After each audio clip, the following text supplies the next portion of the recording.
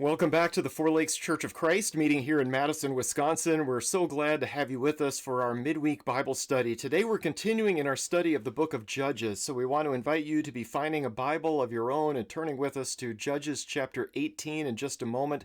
As always, if you have any questions about class, if there's something that we can do to encourage you spiritually, if there's something we need to be praying about, let us know. You can send an email to info@fourlakeschurch.org. You can also call or send a text to 608-224-0274.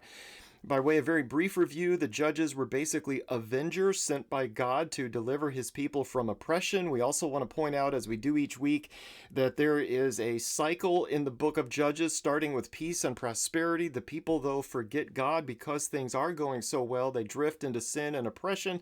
God allows some foreign nation or somebody to come in and harass them for a little bit, which leads them to call out to God for help, turning to him in repentance.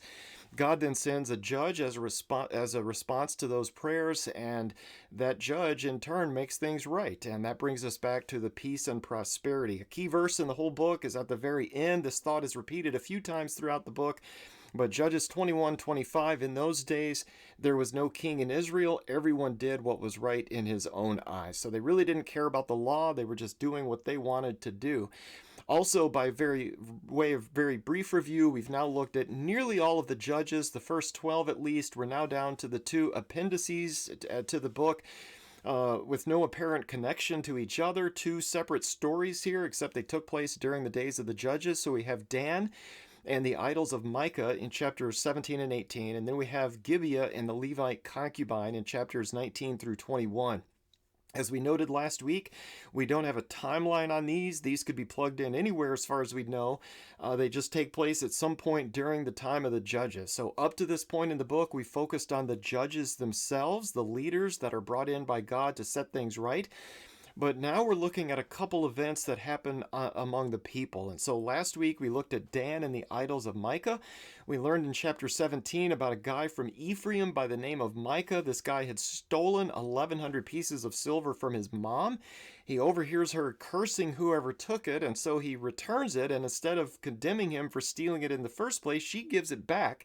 And then they dedicate the silver to the Lord by using it to make an idol. So all kinds of wrong about that. But at some point after this, a Levite young man from Bethlehem passes through that area, almost like a chaplain serving his family.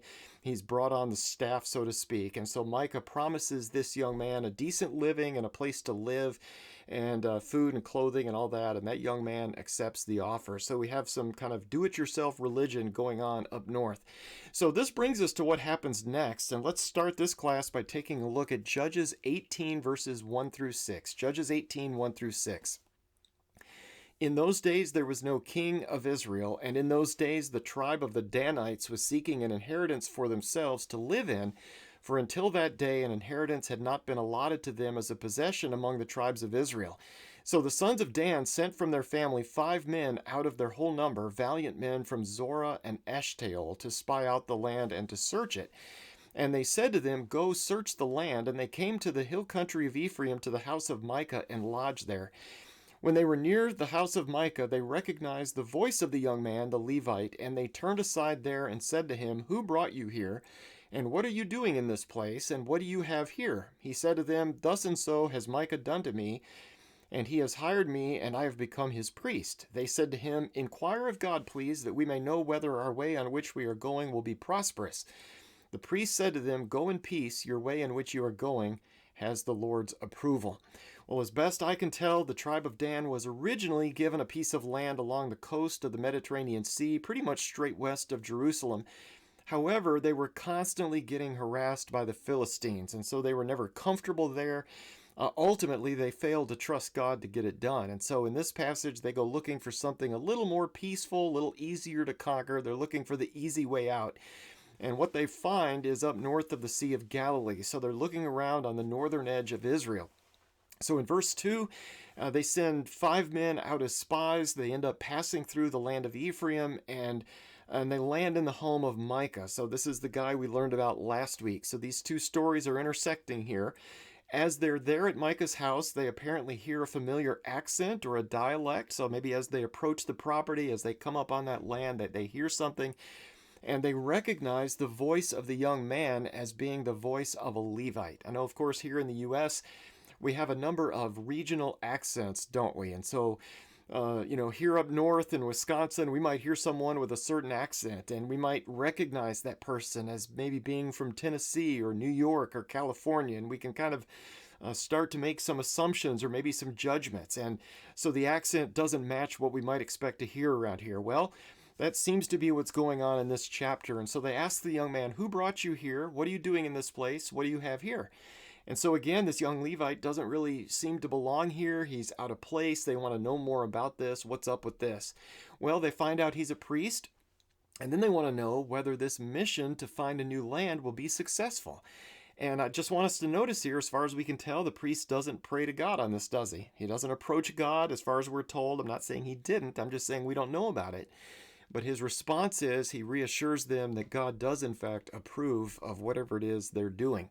So let's continue with Judges 18, verses 7 through 13. The next paragraph, Judges 18, 7 through 13. Then the 5 men departed and came to Laish and saw the people who were in it living in security, after the manner of the Sidonians, quiet and secure, for there was no ruler humiliating them for anything in the land. And they were far from the Sidonians and had no dealings with anyone. When they came back to their brothers at Zorah and Eshtaol, their brothers said to them, "What do you report?" They said, "Arise, and let us go up against them, for we have seen the land, and behold, it is very good. And will you sit still? Do not delay to go to enter to possess the land. When you enter, you will come to a secure people with a spacious land, for God has given it into your hand, a place where there is no lack of anything that is on the earth." Then from the family of the Danites, from Zorah and from Eshtaol, 600 men armed with weapons of war set out. They went up and camped at Kiriath Jearim in Judah. Therefore they called that place Mahanadan to this day. Behold, it is west of Kiriath Jearim.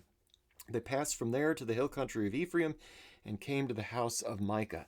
So in verse 7, after getting the blessing of the priest, the men leave that area. They find a place called Laish. The people of Laish are out there living on their own, minding their own business, living peacefully in the middle of nowhere. And this is appealing to the spies that were sent up from Dan. We want this. There are no Philistines, no pesky enemies anywhere around. So this is not like we have back home. And this is what we want. So they go back to their people. They give the report. And the consensus is, let's go. Let's do this. Let's go head up there to that area. Let's take it for ourselves. It's spacious. There are plenty of resources. And, the priest said it was okay. So God is giving it to us. Starting in verse 11, the people of Dan rustle up an army then of 600 warriors with weapons of war. They head out. They rename the place where they camp for the night, and on their way to conquer their new land, they stop in once again at the house of Micah. So that brings us to Judges 18, 14 through 20. Let's see what happens next. Judges 18, verses 14 through 20. Then the 5 men who went to spy out the country of Laish said to their kinsmen, "Do you know that there are in these houses an ephod and household idols and a graven image and a molten image? Now therefore consider what you should do." They turned aside there and came to the house of the young man, the Levite, to the house of Micah, and asked him of his welfare. The 600 men, armed with their weapons of war, who were of the sons of Dan, stood by the entrance of the gate. Now the 5 men who went to spy out the land went up and entered there, and took the graven image and the ephod and household idols and the molten image, while the priests stood by the entrance of the gate with the 600 men armed with weapons of war. When these went into Micah's house and took the graven image, the ephod and household idols and the molten image, the priest said to them, "What are you doing?" They said to him, "Be silent, put your hand over your mouth, and come with us, and be to us as a father and a priest. Is it better for you to be a priest to the house of one man, or to be priest to a tribe and a family in Israel?" The priest's heart was glad, and he took the ephod and household idols and the graven image and went among the people. Well, once the men of Dan get close to Micah's house, the 5 original spies basically explain to the rest of the warriors that Micah's got some idols. And he has this ephod, this holy garment. He's got this graven image and a molten image. However, instead of being offended by those idols, instead of making plans to destroy those idols like Gideon did, these guys, to me, seem almost to be a little bit excited. Ooh, he's got idols. And so they lead this group there to Micah's house to check it out. They show up at Micah's place. The 5 spies go in, and they just take the idols. And the 600 armed men are waiting there by the door. The priest says, "What are you doing?" I mean, it's obvious what they're doing, but the priest seems a little bit shocked by this, that these people would come in and just take this stuff. The spies pretty much tell the priest, "Shut up and come with us," if I could paraphrase. In a sense, then, they go on and they offer him a job after doing this. So you choose. You can stay here, you can be a priest for one guy, or you can come with us and you can serve as a priest to an entire tribe, an entire family in Israel. Well, what they're doing is they are tempting the priest with a better offer. Of course, the priest would make a living by taking certain sacrifices for themselves, certain percentages. And so they're saying, you can earn a little, or you can come with us and you can earn a lot. And, I might imagine this as a preacher for a church of one person, as opposed to being a preacher for a church of 600. So, if you're in it for the money, and if it doesn't matter what God thinks about that, then, that decision is a no-brainer, isn't it? Would you rather preach for a church of one or a church of 600? I remember reading a short article years ago about a preacher getting an offer from a much larger congregation. And somebody came to the door and looking for, this preacher, and the kid answers the door and he's asked, "Are your parents home?" And the kid says, "Well, yes, Dad is downstairs praying and Mom is upstairs packing." And I think we understand the wife was ready to go. Let's get out of here. We're taking the better offer. Well, I just want to say, so also with the Levite in this chapter. This is the choice that he's given. Plus, if he stayed, he wouldn't have any idols, would he? They're taking everything that he needs to do his work. So it's pretty much an offer he can't refuse, especially since he's making this up as he goes. God has nothing to do with this, so he's not checking in for advice from heaven. And in fact, he happily accepts this. So his heart is glad. And immediately he then takes ownership once again of the ephod and the household idols and the graven image. So it's almost like now the Levite is assisting in the looting of Micah's house. So at this point, all is well in his mind. Everything's going to work out just fine. So let's continue then with Judges 18:21 through 26. Judges 18:21 through 26. Then they turned and departed and put the little ones and the livestock and the valuables in front of them. When they had gone some distance from the house of Micah, the men who were in the houses near Micah's house assembled and overtook the sons of Dan. They cried to the sons of Dan, who turned around and said to Micah, "What is the matter with you that you have assembled together?" He said, "You have taken away my gods which I made, and the priest, and have gone away, and what do I have besides? So how can you say to me, 'What is the matter with you?'" The sons of Dan said to him, "Do not let your voice be heard among us, or else fierce men will fall upon you, and you will lose your life with the lives of your household." So the sons of Dan went on their way, and when Micah saw that they were too strong for him, he turned and went back to his house. Well, let's notice in verse 21 that as the men of Dan leave Micah's place, they put the little ones and the livestock and the valuables up in front of the procession. And that was not normal. Normally, if you're heading to go conquer a new place, you'd put the warriors up front and the kids and the valuables would be in the rear. Well, we understand this. As they leave, after looting everything that Micah had, they're thinking, if we face a threat today, it's going to be from the rear. And so they anticipate that Micah may come looking for vengeance and may come looking to get his stuff back. And that's exactly what happened. So Micah's people, they get their act together, the neighbors join in, they head out, they overtake this much larger group of Danites. And the people of Dan, when they're confronted here, basically ask, "What's your problem?" And Micah's people explain they are mad that the people of Dan have taken their gods.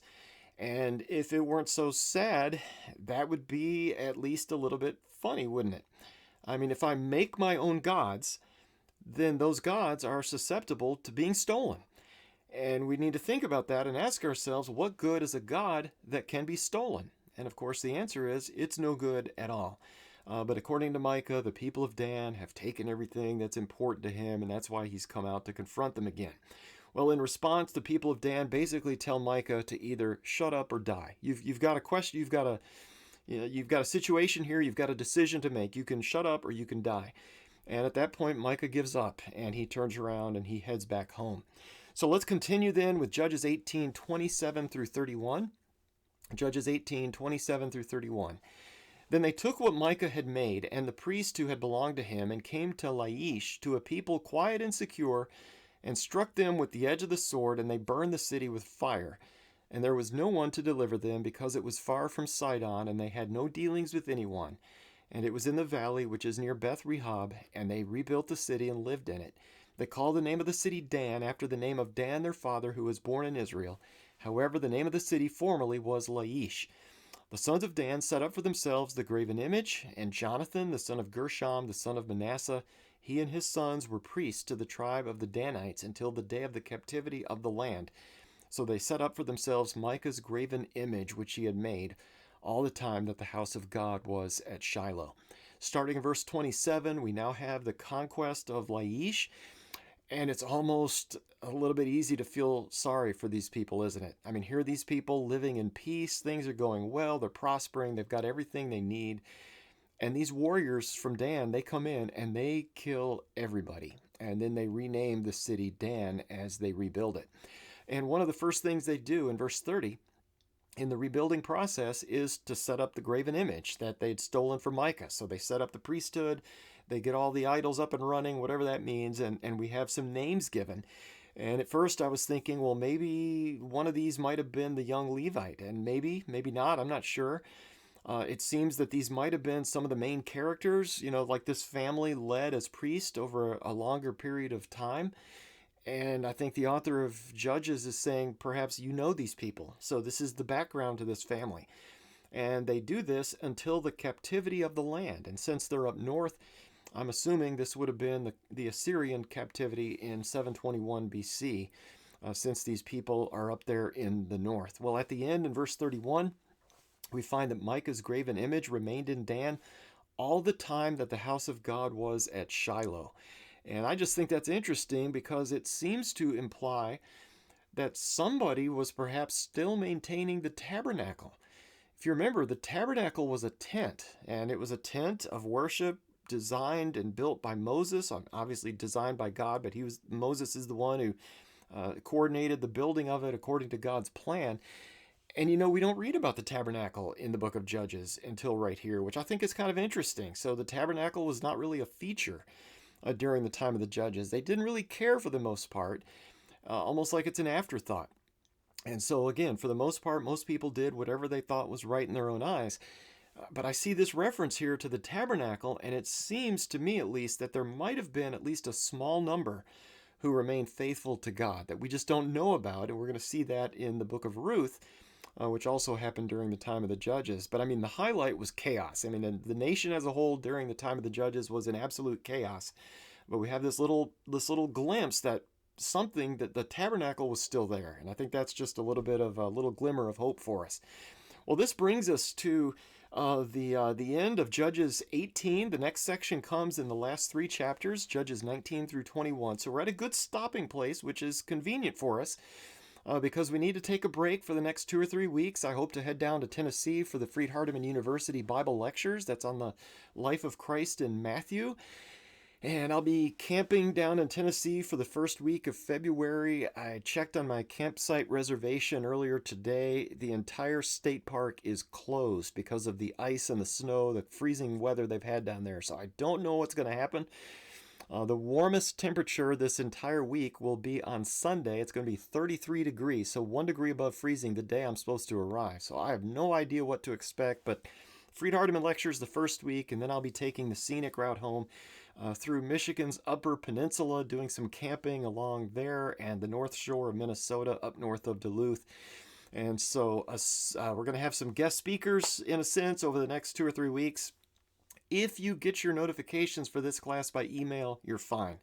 However, if you are only connected to us through YouTube, we are unable to publish other videos as our own on YouTube. And so you will not get notified. So if you are only connected to us through the notifications that come through YouTube itself, let me know. And I'd be glad to send those links to you personally by email over the next few weeks. So send me a message by email, info@fourlakeschurch.org, if you need me to do that. I'd be glad to. As always, if there's anything that we need to be praying about, if we can encourage you spiritually in some way, we want you to let us know. Send a message. 608-224-0274. You can send a text or call that number, and I'd love to hear from you. As we close, let's go to God in prayer. Our Father in heaven, we are so thankful once again for what you've taught us through the Judges. We honor you tonight, not as a God that we've made, but we honor you for who you truly are, our Creator and the Creator of everything that we see around us. You are the great God and King above all others, and we pray that we would always put you first in our lives with that in mind, in our finances, in the time that we spend, in the way that we serve, in our relationships, in our families, in everything that we do. Thank you, Father, for Jesus. We come to you in his name. Amen.